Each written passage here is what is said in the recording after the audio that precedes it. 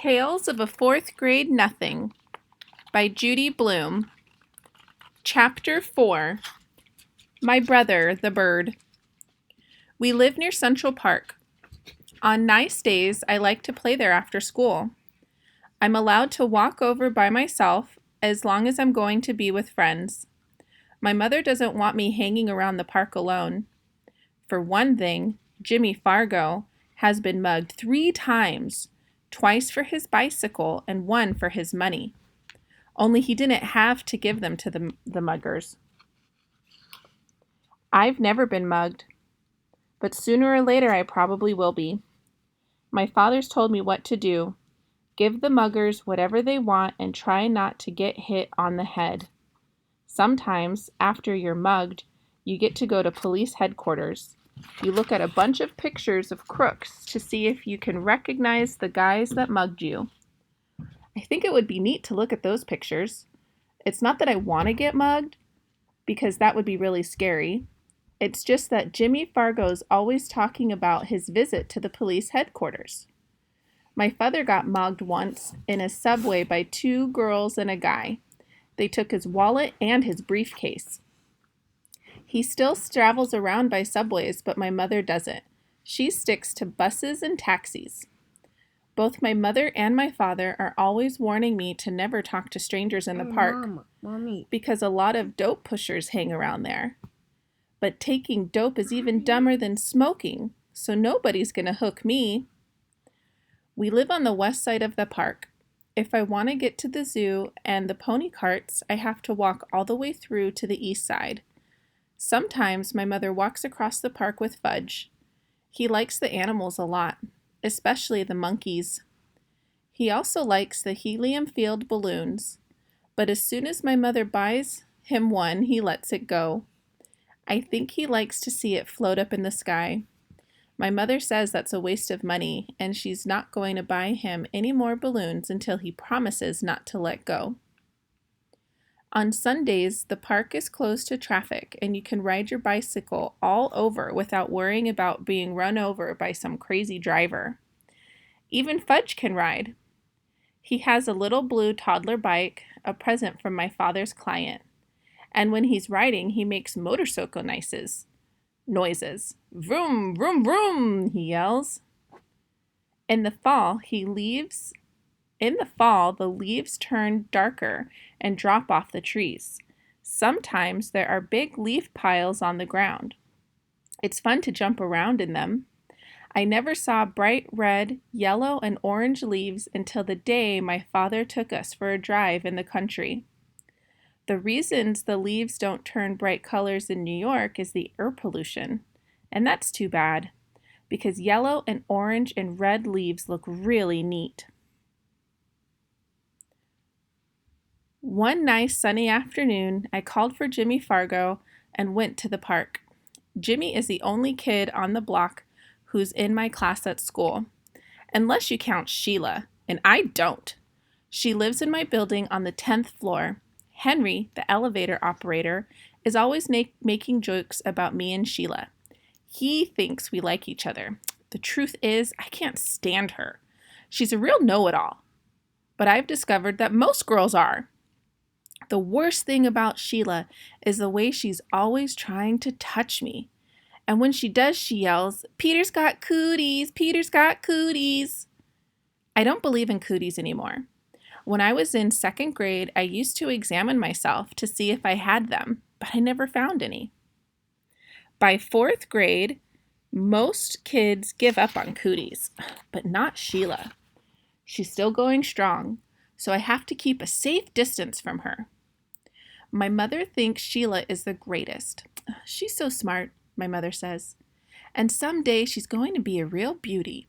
Now that's the funniest, because Sheila looks a lot like the monkeys that Fudge is so crazy about. So maybe she'll look like a beautiful ape, but never to me. Me and Jimmy have this special group of rocks where we like to play when we're in the park. We play secret agent up there. Jimmy can imitate all kinds of foreign accents, probably because his father is a part-time actor.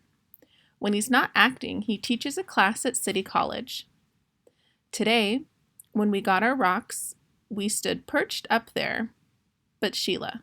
She was pretending to read a book, but I think she was just waiting for me and Jimmy to find out what we'd do if we found her on our own personal rocks. Hey, Sheila, I said, those are our rocks. Says who? She asked.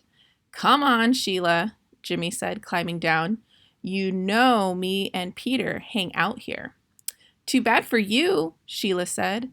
Oh, Sheila, I shouted. Go and find yourself another rock. I like this one, she said, as if she owned the park. So why don't you two go find another rock? Just then, who should come tearing down the path but Fudge? My mother was right behind him hollering, Fudgy, wait for Mommy. But when Fudge gets going, he doesn't wait for anybody. He was after some pigeons. Birdie! Here, Birdie! He called. That brother of mine loves birds, but he can't get through in his head that the birds aren't about to let him catch 'em. Hi, Mom, I said. My mother stopped running. Peter, am I glad to see you? I can't keep up with Fudge. Mrs. Hatcher, Sheila called, scrambling down from our rock. I'll watch Fudge for you. I'll take very good care of him. Can I, Mrs. Hatcher? Oh, please? Sheila jumped up and down and begged some more. Jimmy gave me an elbow in the ribs. He thought that my mother would let Sheila watch Fudge, and then we'd be rid of her. We'd be free to play secret agent. But Jimmy didn't know that my mother would never trust Sheila with her dear little boy. Fudge, in the meantime, was screaming, Come back, birdies! Come back to Fudgy! Then my mother did a strange thing. She checked her watch and said, You know, I do have to run back to the apartment. I forgot to turn on the oven. Do you really think you could keep an eye on Fudge for just 10 minutes? Of course I can, Mrs. Hatcher, Sheila said. I know all about babysitting from my sister. Sheila's sister Libby is in the 7th grade. She's about as beautiful as Sheila. The only difference is she's bigger. My mother hesitated. I don't know, she said. I've never left Fudge before. She looked at me. Peter. What? Will you and Jimmy help Sheila watch Fudge while I run home for a minute? Oh, Mom! Do we have to? Please, Peter, I'll be right back. I'll feel better if all 3 of you are watching him. What do you say? I asked Jimmy. Sure, he answered. Why not? But I'm in charge of Fudgy, aren't I? Sheila asked my mother. Well, I guess so, my mother said to Sheila. You probably do know more about babysitting. Why don't you all take Fudge over to the playground? Then I'll know where to find you. Swell, Mrs. Hatcher, Sheila said. Don't you worry. Fudgy will be just fine. My mother turned to Fudge. Now you be good for 10 minutes. Mommy will be right back, okay? Good boy, Fudge said. Good, good, good, good, good. As soon as my mother was gone, Fudge took off. Can't catch me, he hollered. Can't catch Fudgy. Go get him, Sheila, I said. You're in charge, remember? Me and Jimmy horsed around while Sheila ran after Fudge. When she caught him, we decided we'd better go to the playground like my mother said. It was a lot easier to keep an eye on him in a smaller place. Anyway, Fudge likes to climb on the jungle gym, and that way he can't get lost. As soon as we got to the playground, Sheila started chasing me. Peter's got cooties, Peter's got cooties, she yelled. Cut that out, I said. So she chased Jimmy. Jimmy's got cooties, Jimmy's got cooties.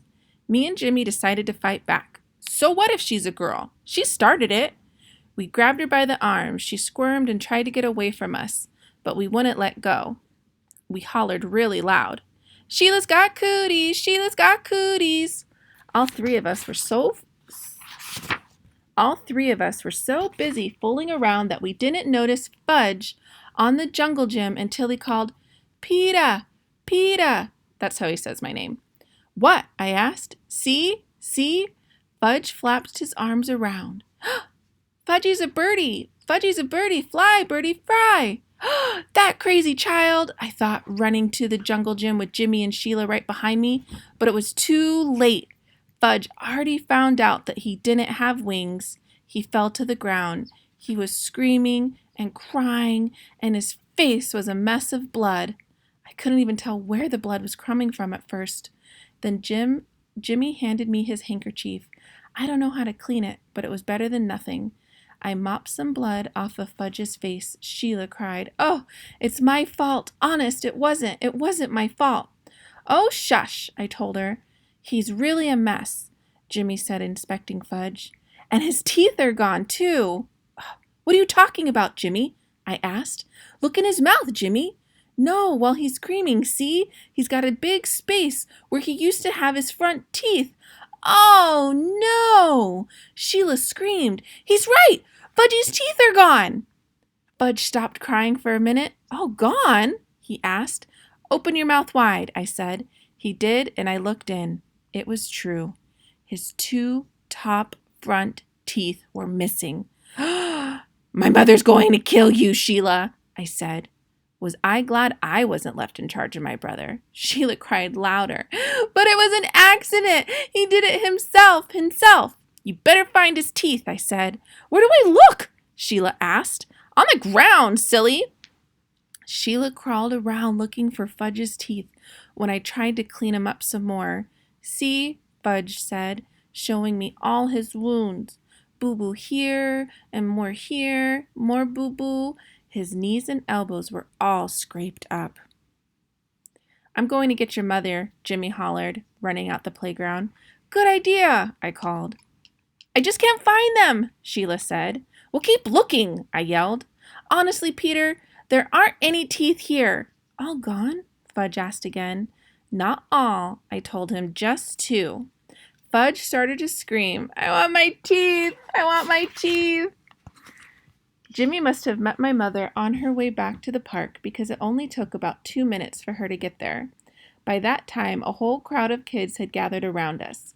Most of them were crawling around on the ground like Sheila, looking for Fudge's teeth. My mother picked up Fudge. "Oh, my baby, my precious, my little love." She kissed him all over. "Show Mommy where it hurts." Fudge showed her all of his boo-boos. Then he said, "All gone?" "What's all gone?" my mother asked. "His top two front teeth," I said. "Oh, no," my mother cried. "Oh, my poor little angel." Sheila sniffled and said, "I just can't find them, Mrs. Hatcher. I've looked everywhere, but Fudge's teeth are gone." "He must have swallowed them," my mother said, looking into Fudge's mouth.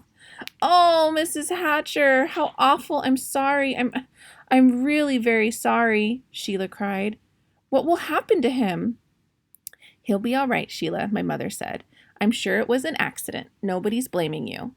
Sheila started bawling again. My mother said, "Let's go home now." I thought my mother was being pretty easy on Sheila. After all, she was left in charge. When we got home, Mom washed Fudge's cuts and scrapes with peroxide. Then she called Dr. Cohn. He told her to take Fudge to our dentist. So my mother called Dr. Brown's office and made an appointment for the next day. When that was done, she gave Fudge some socks to play with. I went into the kitchen to have a glass of juice. My mother followed me. "Peter Warren Hatcher," she said, "I'm sorry that I can't trust you for just 10 minutes. "Me?" I asked. "Trust me? What's this got to do with me?" My mother raised her voice. "I left your brother with you for 10 minutes, and just look what happened. I'm disgusted with you." "It was Sheila's fault," I said. "You said Sheila was in charge, so how come you're mad at me and not Sheila?" "I just am," my mother shouted. I ran to my room and I slammed the door. I watched Dribble rock around on his favorite rock. "My mother's the meanest mother in the world," I told my turtle. "She loves Fudge more than me. She doesn't even love me anymore. She doesn't even like me. Maybe I'm not a real son. Maybe somebody left me in a basket on her doorstep. My real mother's probably a beautiful princess. I'll bet she'd have to take me back. Nobody needs me around here, that's for sure." I didn't eat much supper that night, and I had a lot of trouble falling asleep. The next morning, my mother came into my room and sat down on my bed. I didn't look at her. Peter, she said. I didn't even answer. Peter, I said some things yesterday that I didn't really mean. I looked at her. Honest? I asked. Yes. You see, I was very upset over Fudge's accident and I had to blame somebody, so I picked on you. Yes, I said, you sure did. It wasn't your fault, though. I know that. It was an accident. It could have happened even if I had been on the playground myself. He wanted to fly, I said. He thought he was a bird. I don't think he'll try to fly again, my mother said. Me neither, I told her. Then we both laughed, and I knew she was my real mom after all.